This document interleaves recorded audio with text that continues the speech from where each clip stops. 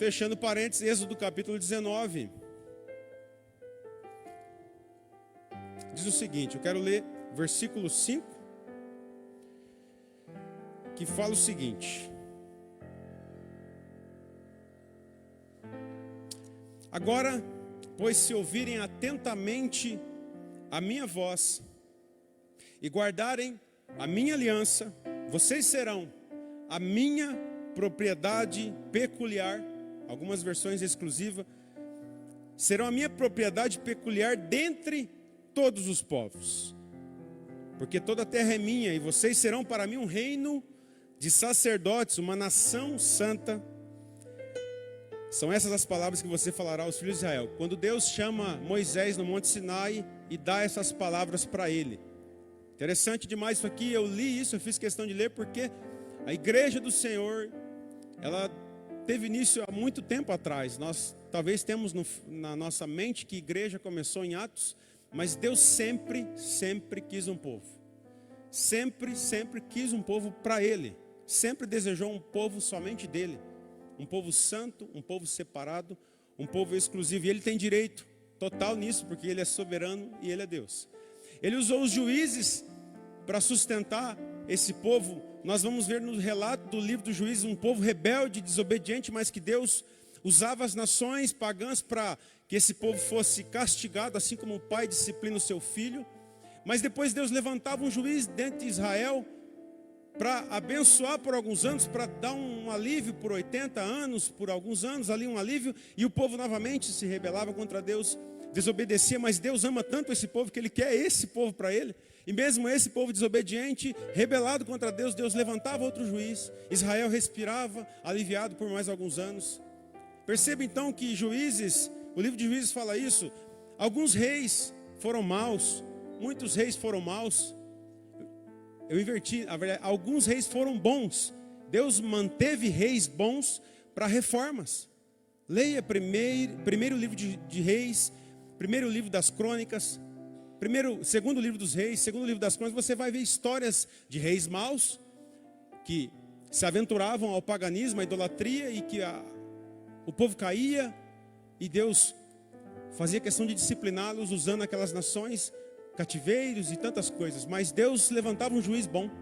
Por várias situações Deus levantava um juiz que queria adorá-lo, que sabia que Ele era o único Deus e que mandava quebrar todos os altares pagãos, e aí o povo novamente prosperava. Então Ele usou reis fiéis para preservar esse povo. Nos cativeiros Ele preservou esse povo. Usou os profetas para exortar esse povo, para chorar e dizer que esse povo precisava se voltar para Deus. Então perceba que não é em Atos apenas. Deus começa do início. Eu quero um povo para mim, Ele tem direito, como eu já disse, Ele pode, Ele faz assim, Ele é soberano e Ele é Deus. E nós somos esse povo. A história vem sendo contada no passar dos anos, passar dos séculos, e esse povo continua sendo o povo dele, e Ele continua querendo esse povo para Ele, separando um povo para Ele, santificando um povo para Ele, porque esse povo um dia estará para sempre com Ele.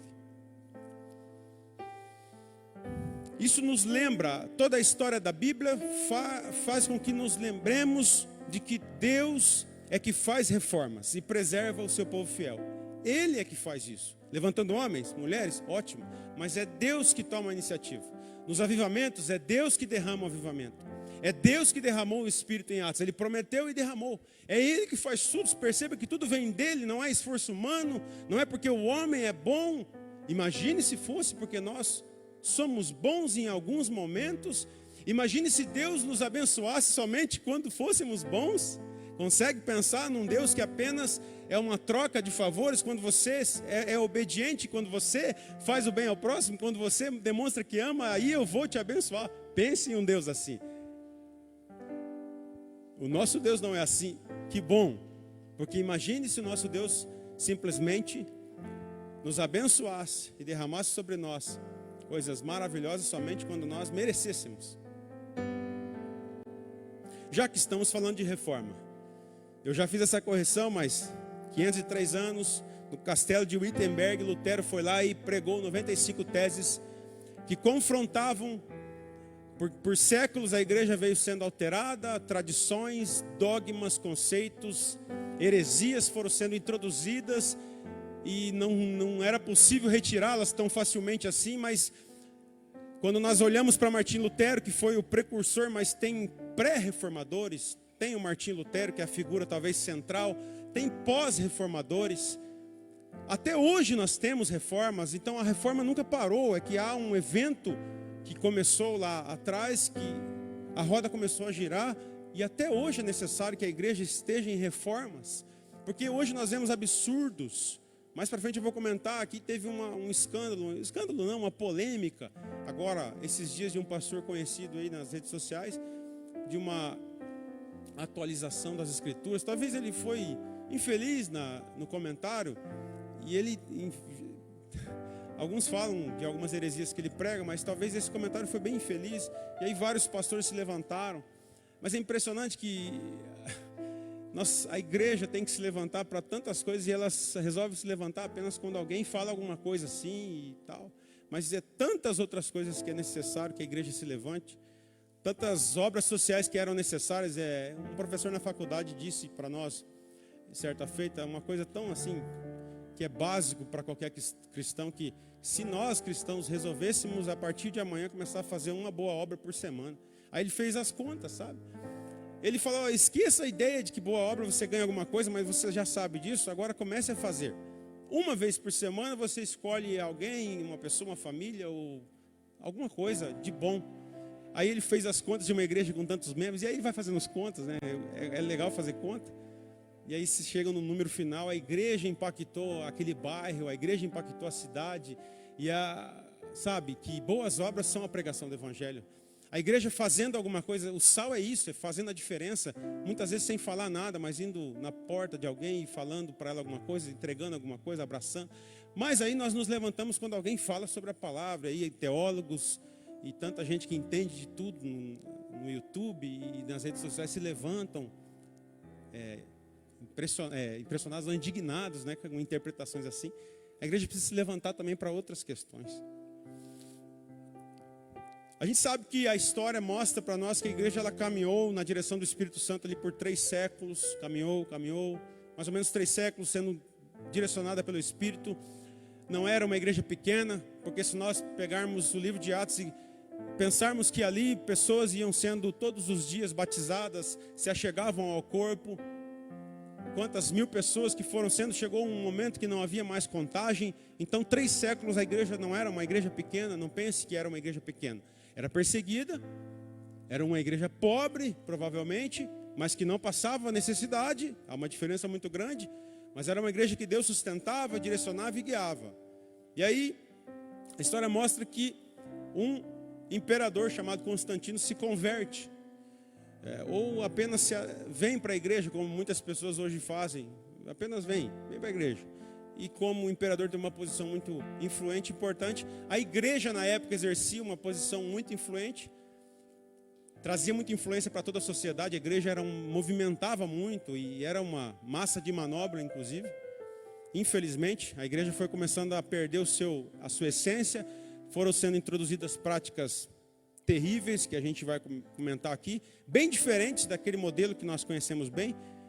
E eu gosto disso aqui, gente. Às vezes nas mensagens que eu trago, eu coloco os textos impressos, tal. Aqui está toda a caneta, tal, os textos. Folhear a Bíblia, porque daí você folheia junto comigo, você aprende, eu aprendo aqui. Atos capítulo 2, quem for bom de Bíblia vai abrir bem rápido aí, ó. Atos capítulo 2, um texto bastante conhecido, que diz o seguinte: um modelo de Bíblia, aliás, de igreja primitiva. Depois de um discurso de Pedro, que 3.000 pessoas foram batizadas, havia uma questão, como que viviam esses convertidos, como que essas pessoas que eram introduzidas na igreja viviam. Olha como eles viviam. Estou ouvindo som de Bíblia, isso é muito bom. Eles perseveravam, ou seja, eles insistiam, eles mantinham a doutrina dos apóstolos na comunhão, no partir do pão e nas orações. A tríade: doutrina dos apóstolos, comunhão, partir do pão, orações. Em cada alma havia temor, e muitos prodígios e sinais eram feitos por meio dos apóstolos. Todos os que criam estavam juntos, tinham tudo em comum, vendiam suas propriedades e bens e distribuíam à medida que alguém tinha necessidade. Diariamente, não era só domingo, diariamente perseveravam unânimes no templo, partiam pão de casa em casa, então faziam células já, tomavam suas refeições com alegria de coração, louvavam a Deus. Olha que modelo de igreja primitiva que se perdeu. Esse é um modelo de igreja primitiva e que não está longe de... A gente, quando olha, certa feita, essa comparação de hoje para a igreja primitiva é injusta. Não é injusto, pense bem, se não dá para fazer isso aqui, será que não dá? Será que a gente não consegue manter esse foco? É claro que com algumas dificuldades de contextos diferentes, mas será que a gente não consegue desenvolver uma vida de oração, pautados na Bíblia, se reunir e ter comunhão uns com os outros e não ter necessidade, ninguém passar necessidade?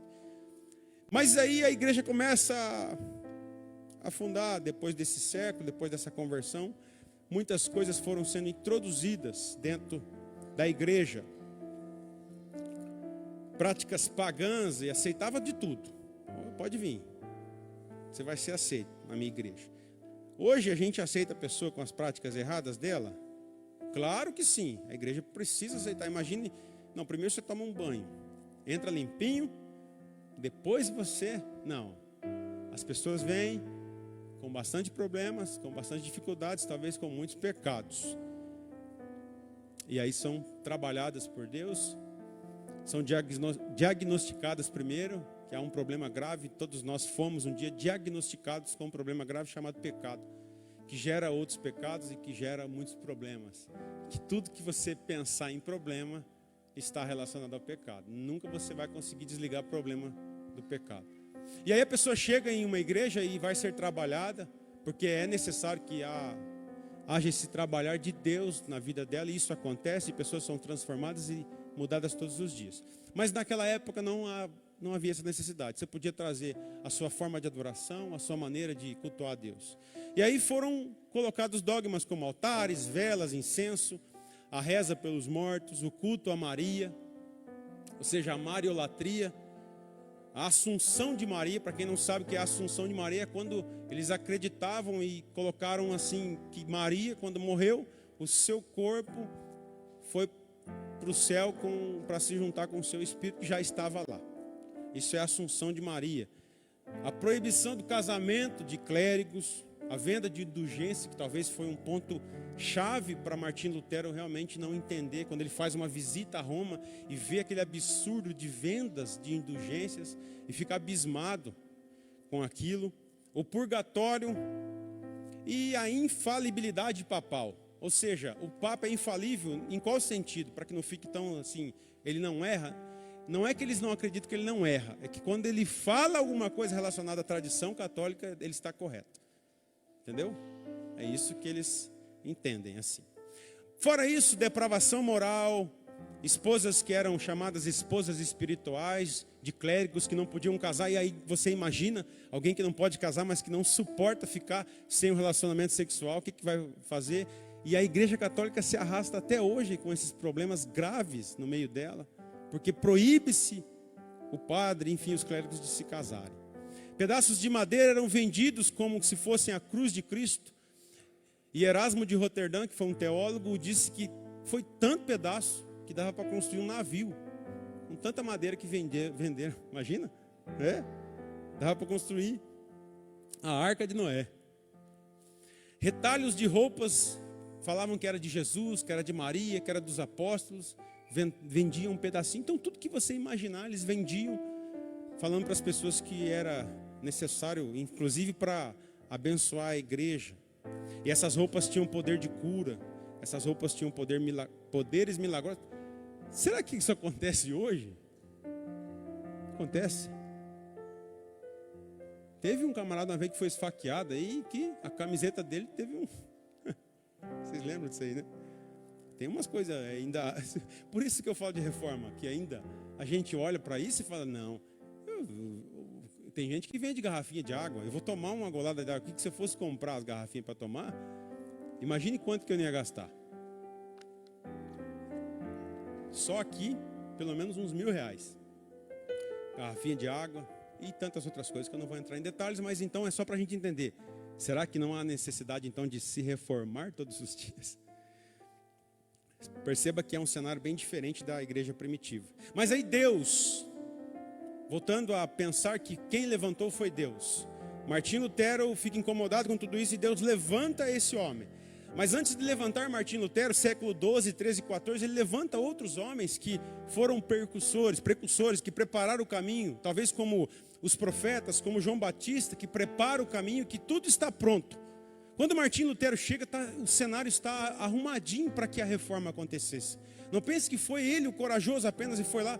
Ele foi usado por Deus simplesmente para dar o start. Mas pré-reformadores morreram. John Hus foi aquele que foi queimado em uma fogueira 100 anos antes de Martinho Lutero nascer. Foi morto em uma fogueira porque também pregava contra a igreja. E tantos outros que eu não vou entrar, nós temos tempo para relatar os pré-reformadores. Mas a reforma precisou ser sustentada. Entenda o seguinte, que quando ele foi julgado aqui, até o Smilha estava comentando isso comigo antes do culto, ele foi julgado alguns anos depois dele ter pregado, e não são poucos anos, 1522 para 1517, são 5 anos, imagine 5 anos de pressão que esse homem não deve ter sofrido, para se retratar, até que chegou o julgamento, ele não se retratou no julgamento. Imagine depois, nas traduções da Bíblia, ele fazendo as traduções para o alemão. Consegue pensar, eu estou falando da figura do Martinho Lutero, mas as pessoas que cercavam ele, a igreja que concordava, porque quando ele prega, as pessoas, é verdade.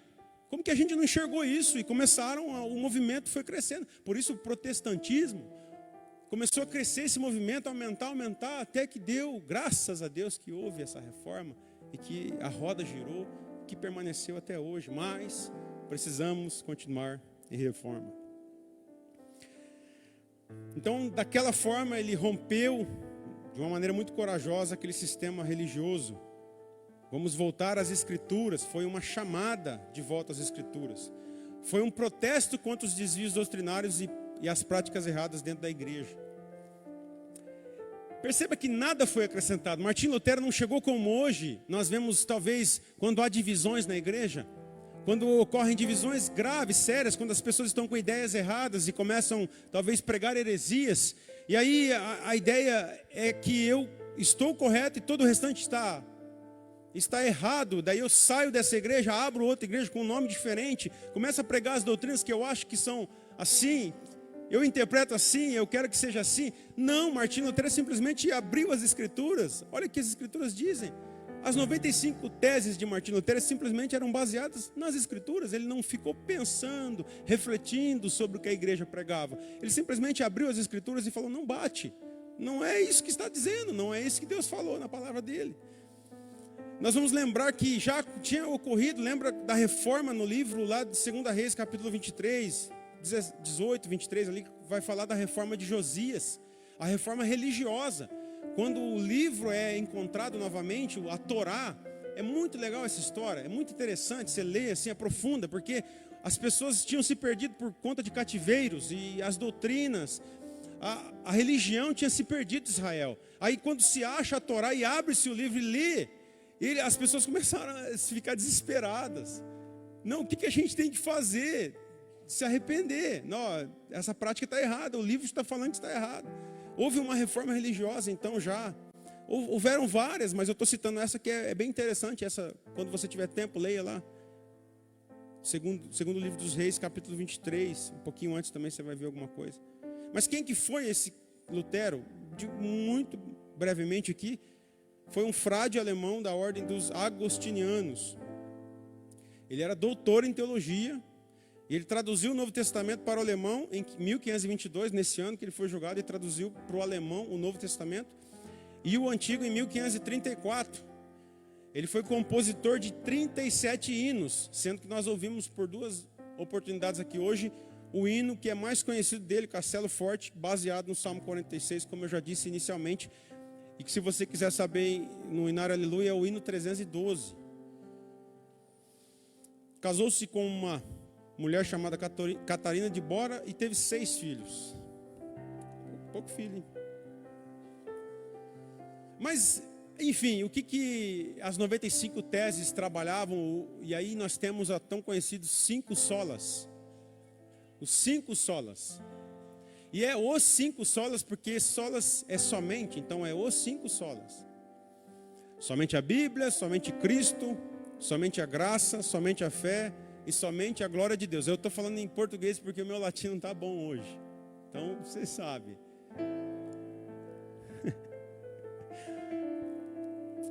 Somente a Bíblia.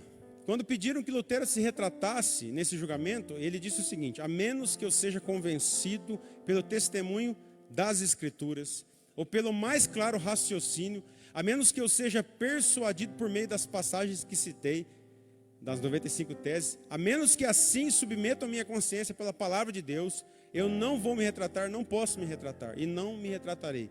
Pois é perigoso, olha que coisa impressionante um cristão dizer isso aqui. É perigoso um cristão falar contra sua própria consciência. Aqui permaneço, não posso fazer outra coisa, e ele sabia do risco, Deus me ajude. Amém. Olha que coisa tremenda essa declaração de Martinho Lutero, gente. É impressionante. Então, por que somente as Escrituras? Esse foi o conflito dele. Tudo que está sendo feito na igreja não tem base bíblica. Eu não vejo eles retirarem das Escrituras isso. Tem alguma coisa errada. Não, tem muita coisa errada na verdade. É óbvio, queridos, que inclusive essa situação que eu citei do pastor que disse sobre a atualização da Bíblia, que a Bíblia é interpretada todos os dias e é uma palavra viva, a gente sabe disso. E é por isso que ela faz o que faz até hoje. Que ela permanece viva, tocando nos corações das pessoas. O Evangelho é simples. E ele toca no coração das pessoas e toca desde sempre toca. A gente sabe que há contextos, há história na Bíblia que realmente não vão mais se aplicar literalmente hoje. Mas a essência dela e o mais importante, aquilo que nós precisamos, não se altera. Não pode se alterar e é isso que estão fazendo. Pegando a essência da Bíblia, pegando aquilo que é fundamental nela. Eu não estou aqui colocando coisas mais importantes, porque ela é uma coisa só, não entenda a Bíblia. A gente tem essa dificuldade porque os livros são separados, mas pense em um livro só, é um livro, é a boca de Deus falando em um livro. É claro que daí quando se conta a história de Gênesis, quando se conta a história de reis, a gente tem contextos que não se aplicam a nós, é verdade. Mas são contextos que não vão mudar a nossa vida. Agora, aqueles que transformam a nossa vida, que mostram quem nós somos, por que nós vamos alterar? E é esses contextos, e são essas passagens que reinterpretam. Hoje há muitas reinterpretações perigosas. Nós sabemos que há religiões, há seitas que traduzem a sua Bíblia, que fazem da forma que acham melhor, conveniente para eles, que retiram textos da Bíblia. Isso sim é heresia, isso está errado. Então por isso o primeiro sola é somente a Bíblia, somente as Escrituras. Essa polêmica atual, o pastor comenta sobre uma atualização da Bíblia. E ele foi infeliz mesmo, porque ele depois, se você for ver, ou se já viu o vídeo, por trás tem muita coisa na mensagem dele que realmente ele está pincelando demais, mostrando uma forma diferente de ser pregado, que não há mais possibilidade de interpretar como era antes, enfim. E eu acho que essa foi uma infelicidade da parte dele, mas eu não estou aqui no púlpito para ficar julgando o pastor. Eu estou comentando porque encaixa exatamente nisso aqui, é um perigo muito grande. Todo pregador, todo que sobe em um púlpito para pregar, o que ele vai falar para esse povo. Por isso que se prega simplesmente o que Deus quer que se pregue e o que está escrito na Bíblia. As interpretações são perigosas, as reinterpretações são problemáticas. Eu sei, você pode, se você tem desejo de pregar, eu sempre tive esse desejo no meu coração desde que eu entrei na igreja. Eu nunca imaginei estar pregando, mas tinha desejo de pregar. E eu sei o quanto é difícil estar aqui nessa posição. Porque eu sou um homem, pecador, limitado, cheio de problema. Mas eu preciso simplesmente falar aquilo que está escrito. E agora, se eu tiver com algum problema em casa e reinterpretar para mim essa palavra e quiser passar para você, eu vou enfrentar um grande problema com Deus. Se eu quiser chegar aqui e fazer uma pregação temática e dar bastante volta e não pregar o evangelho puro e simples, que fala que Jesus morreu em uma cruz e que derramou todo o sangue e que há necessidade de arrependimento do pecador, eu não quero jamais ter que passar a mão na cabeça de ninguém, nem na minha principalmente, porque eu sei a gravidade do negócio. Eu imagino o quanto Deus deve ficar pensando quando pregadores dão volta, não chegam a lugar nenhum, porque querem reinterpretar a Bíblia. E ela simplesmente está dizendo que todos pecaram e destituídos foram. É isso que as Escrituras dizem. Mas a esperança para nós é que elas dizem que não há mais condenação para os que estão em Cristo Jesus. Então as Escrituras, elas trazem um grave problema para nós, mas elas trazem também a solução. Elas não ficam somente no problema, mostrando que você é pecador, merece o inferno e vai morrer mesmo. Não, elas dizem para você que há um problema. Elas dizem para mim que há um problema muito grave, e comigo mesmo. Uma queda que aconteceu e que nós até hoje sofremos por decorrência dela, mas que Deus providenciou o sacrifício necessário para que nós levantássemos a cabeça e pudéssemos olhar. A nossa redenção vai chegar um dia. Um dia nós estaremos para sempre com Ele.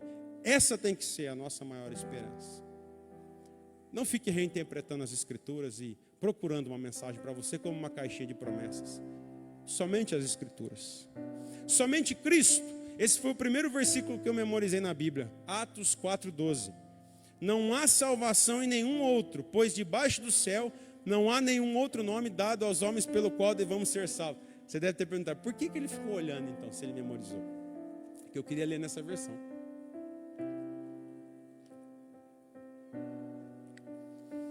Eu sou o caminho, a verdade e a vida, e ninguém vem ao Pai a não ser por mim. João 14:6. Pois há um só Deus e um só mediador entre Deus e os homens, Cristo Jesus, homem.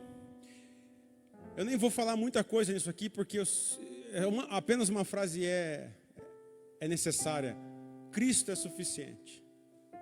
Meu irmão, minha irmã, querido, querida, Cristo é suficiente na sua vida. Quando Cristo é suficiente, você não vai sentir falta de nada, nada. Tem uma música que fala do Salmo 23, o Senhor é o meu pastor, né? E nada me faltará, e ele, na verdade, ele trabalha uma questão interessante. E eu não pensava assim, eu vi a música e pensei diferente assim, sobre o Senhor ser o pastor da nossa vida, sabe? Porque quando a gente pensa e lê o Salmo 23, o Senhor é meu pastor, por Ele ser, nada me faltará. Dá a impressão simplesmente que Deus é aquele que vai encher minha despensa, vai me prosperar para que eu pague a conta amanhã, vai me proteger para isso, sabe? Ele vai fazer. Ele nada me faltará, né? Eu estou na esperança. Mas eu pensei assim que na verdade é o fato dele ser o meu pastor. É o fato, não é a provisão que virá, ele é o pastor. Então é por isso, o fato dele ser pastor, já não tenho falta de nada. Como pode faltar alguma coisa na minha vida se eu tenho Deus como meu pastor? Como eu posso reclamar que me falta algo se eu declaro que Ele é o meu pastor? Percebeu que há uma diferença? Eu não estou pensando na dispensa, na conta de amanhã ou na provisão do outro dia. Pode estar vazio ali, a provisão pode não ter chegado, mas eu ainda continuo sendo ovelha desse pastor. Então eu tenho tudo. Cristo é suficiente. Deus providenciou o sacrifício. Porque pense você, Deus poderia mandar por etapas. Imagine Deus, vou mandar primeiro isso para você, hein? Se não funcionar, eu mando isso. E aí Deus vai... E aí Ele mandou o filho. Tem uma parábola que fala isso, né? Que o homem foi mandando pessoas no campo, matavam um, matavam outro, matavam. Ele mandou o próprio filho, mataram o filho. E o filho não tem mais ninguém, querido, querida. Não vai vir mais ninguém. Não há mais sacrifício necessário, não precisa. Cristo é suficiente. Não se apegue a mais nada. Eu estou falando sobre salvação, tá? Salvação, foi necessário que Cristo morresse. Ele morreu, derramou o sangue, ressuscitou e um dia nos buscará. Eu creio nisso. Tem alguém comigo aí crendo nisso também? Amém. Somente a graça, somos como o impuro, todos nós. Todos os nossos atos de justiça são como trapo imundo. Murchamos como folhas e como vento as nossas iniquidades nos levam para longe. Isaías 64:6. Pois vocês são salvos pela graça, por meio da fé, e isso não vem de vocês, é dom de Deus, não por obras, para ninguém se glorie, para que ninguém se glorie. Os leprosos usavam panos de imundícia, panos para enrolar suas feridas. Algumas vão falar também sobre as mulheres que usavam panos nos seus dias menstruais. Consegue perceber a comparação do profeta Isaías? Panos de imundícia. Não é a comparação, não é a pessoa que é o pano de imundícia, tá? Os atos. Então a comparação é o seguinte: tudo que você faz, atos de justiça, tudo que você faz, olha, aquilo que está, talvez aquilo para Deus é simplesmente um trapo de imundícia, porque isso aí não vai mudar nada. Mas eu vou falar isso com muita cautela para não ficar uma coisa assim, mas como assim, Tiago? Perceba o seguinte, que quando a Bíblia diz que as obras foram criadas já de antemão para que os cristãos façam boas obras, a gente precisa sempre, isso aqui sempre foi tão claro para mim, desde o início sobre boas obras, que eu nunca pensei em fazer para agradar a Deus e para mostrar a Deus, eu estou legalzinho hoje, eu estou começando a ficar bom. Nunca pensei assim, porque eu sempre imaginei, se um cristão não consegue fazer boas obras, tem alguma coisa errada. Eu não estou fazendo para ganhar alguma coisa de Deus, simplesmente estou fazendo porque Ele fez primeiro, inclusive, porque Ele já fez algo maior e que eu nunca vou conseguir dar nada para Ele para pagar isso. É somente a graça, mas a graça não foi barata. Pense em uma graça que foi caro e que custou muito caro. Somente a fé. Romanos 1,17 diz que o justo viverá pela fé, e esse foi um dos textos que martelou a cabeça de Martim Lutero. Tendo sido, pois, justificados pela fé, nós temos paz com Deus, nosso Senhor Jesus. Sem fé é impossível agradar a Deus, pois quem dele se aproxima precisa crer que Ele exista e que recompensa aqueles que o buscam. É tudo pela fé. Comece a pensar na sua vida cristã, você vai entender o que é fé. Tudo que você faz na vida cristã, não há nenhuma atitude dela que não é pela fé. Comece a pensar um pouquinho. Sempre vai ser pela fé, até o final. Somente a glória de Deus. Eu sou o Senhor, este é o meu nome. Não darei a outra minha glória, nem imagens o meu louvor. Isaías 42:8. Assim quer vocês comam, bebam, façam qualquer outra coisa, façam tudo para a glória de Deus. 1 Coríntios capítulo 10, 31.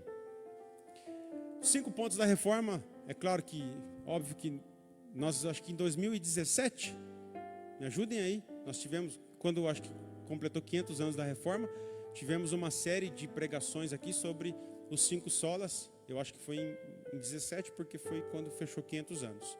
Falou ponto a ponto.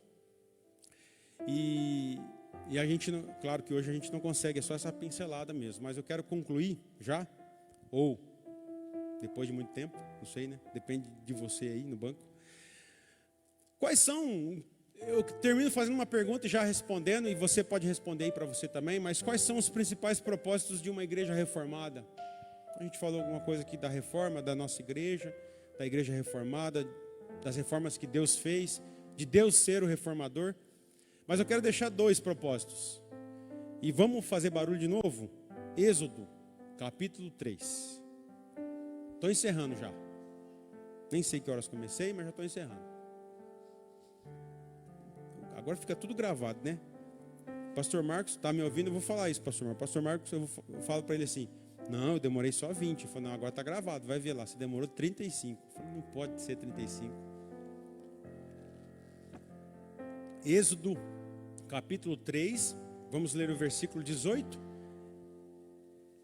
E depois eu vou ler o capítulo 5, versículo 1.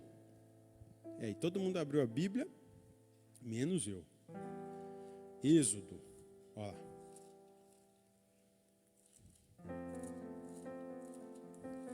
Só ficou o barulho da minha, que legal. Êxodo capítulo 3, 18 diz o seguinte: e ouvirão o que você vai dizer, e você irá com os anciãos de Israel ao rei do Egito e lhe dirá: o Senhor, o Deus dos Hebreus, veio ao nosso encontro. Agora deixe-nos ir a caminho de 3 dias do deserto, a fim de oferecer sacrifícios ao Senhor, o nosso Deus.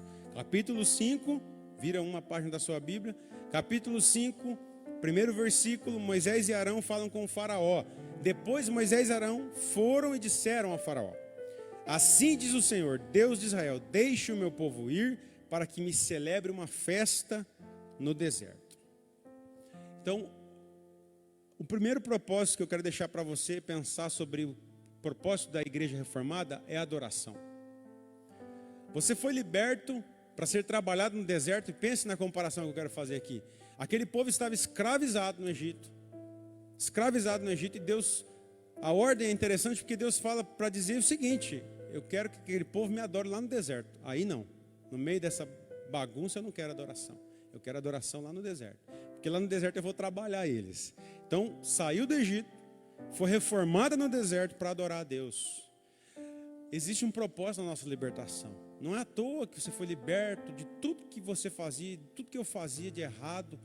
Toda a minha vida de pecado eu abandonei. Para quê? Somente para estar aqui hoje, sentado nesse banco, ouvindo o pregador da noite, indo embora para sua casa e comer um lanche domingo à noite, pedir uma pizza, aí amanhã volta, tudo normal, a sua vida, continua aquela vida. Não é para isso. Há um propósito sério demais aqui de adoração. Deus te tira do meio daquele lamaçal para você adorá-lo. E entenda deserto como sofrimento, dificuldade. Nós vivemos no deserto. O mundo é o deserto. Não pense que desertos são situações. O próprio mundo é o deserto. Estamos rumo a Canaã, sendo trabalhados aqui, sendo reformados dia após dia. Para um dia, quando esse dia chegar, nós estaremos prontos para adorá-lo para sempre. Mas enquanto não chega, vamos ensaiando. Fomos libertos para a adoração. Esse é o primeiro ponto. O segundo ponto, vamos folhear a Bíblia. Segunda carta do apóstolo Pedro, capítulo 2. Agora eu vou ser mais rápido que todos vocês. Segunda carta do apóstolo Pedro, acho que é primeira, perdão. Primeira carta do apóstolo Pedro, capítulo 2. Está lá quase no final da sua Bíblia. Agora eu quero ver, vai demorar mais, tenho certeza.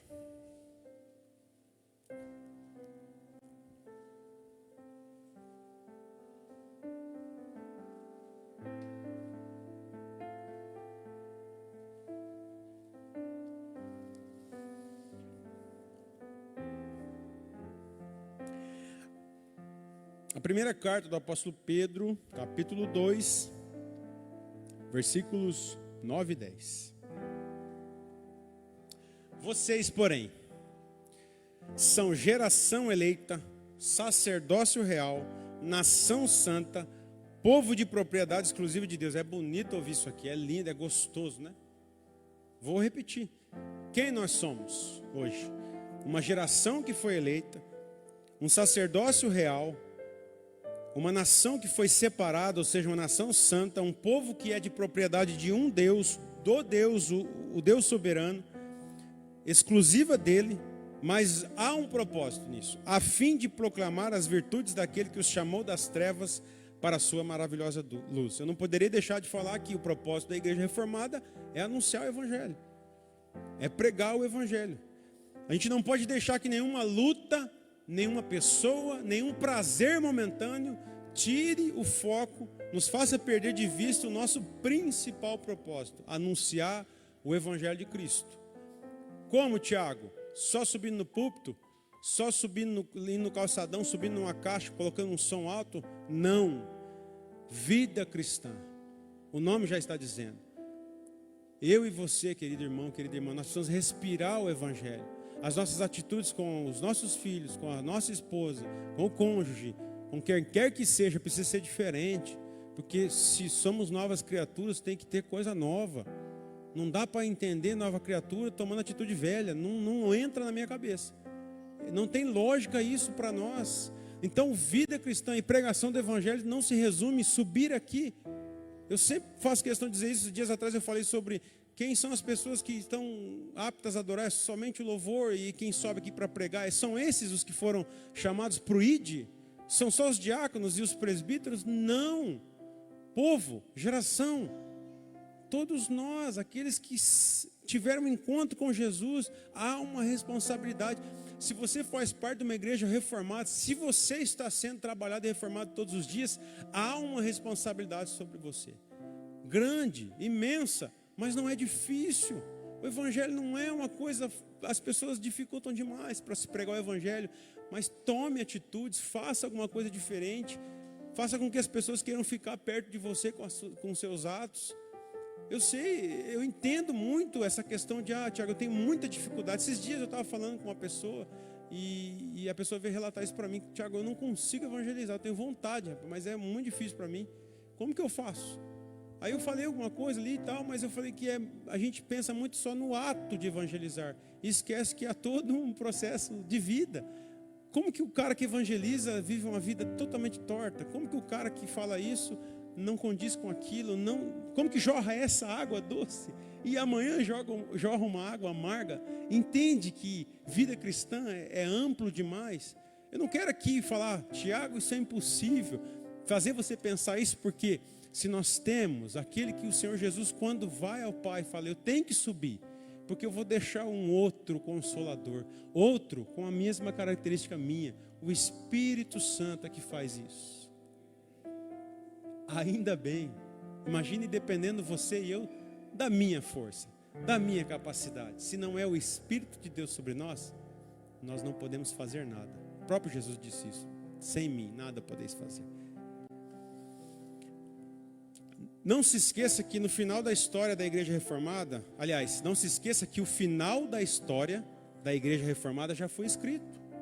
Vou ler para você, para deixar o seu coração mais alegre, contente, feliz, para que as lutas que você tem passado, para que 2020, eu não quero falar para você, esqueça 2020. Não esqueça 2020. Não faça isso. Quantas pessoas estão falando assim, não, 2020 eu vou desmarcar do meu calendário. Eu sei que o ano foi muito difícil para muitas pessoas que estão enfrentando, inclusive, a morte de pessoas. É injusto falar que não foi difícil, foi demais. Mas pense que Deus trabalha em meio a qualquer caos. Deus é especialista em trabalhar em meio a tempestades, a dificuldades. Por que a gente só espera bonança? Por que a gente fala esse ano? Por que os votos é um ano novo? Por que... Eu não estou falando para você pedir luta, né? Chegar lá e brindar que esse ano novo venha com muita ripa.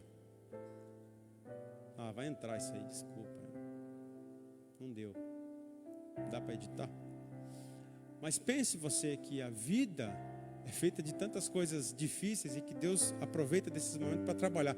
Voltando na história que já está escrita, Apocalipse 21. Não precisa abrir sua Bíblia agora, concentre-se naquilo que eu vou ler para a gente encerrar.